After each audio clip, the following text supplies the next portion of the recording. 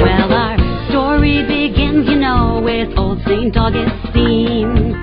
Way back in days of old, he reported on this theme.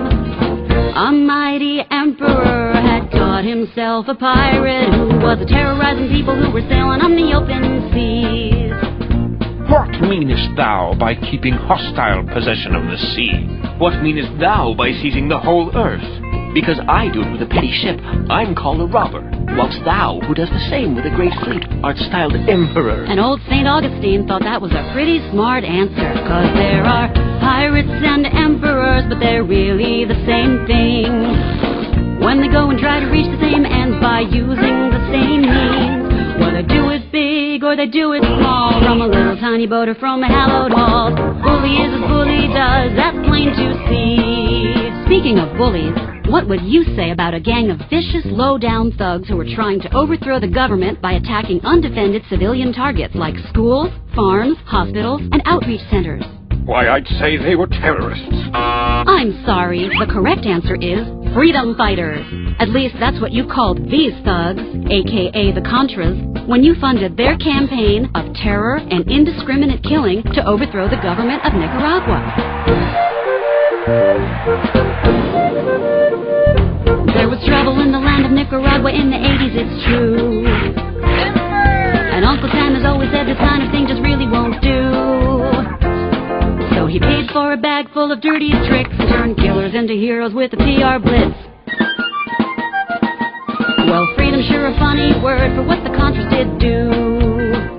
There are pirates and emperors, but they're really the same thing. Even the ones who say they just want to let freedom ring, well, they do it big or they do it small, but only one goes down when they break the law, while the big one claims, this really don't apply to me. The funny thing about pirates and emperors is that they often start out as pals who get into a tiff somehow and end up enemies. You mean like Lex Luthor and Superman? Yeah, except Lex Luthor was a nice guy before he lost all his hair, whereas Manuel Noriega, Saddam Hussein, and Osama bin Laden were all known thugs and mass murderers when they were on the CIA payroll. That's why they got the job. Either that, or Uncle Sam is just a really bad judge of character. I don't understand why this keeps happening to me.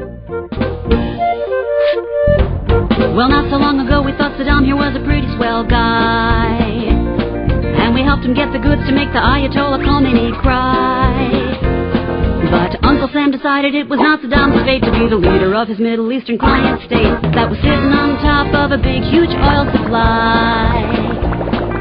Big and little thugs got thuggery in common, even if one's got stars and stripes on him.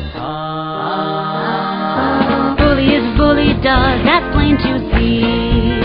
'Cause if it looks like a duck and acts like a duck and quacks like a duck, it probably is a duck. A rose is a rose no matter how much it stinks.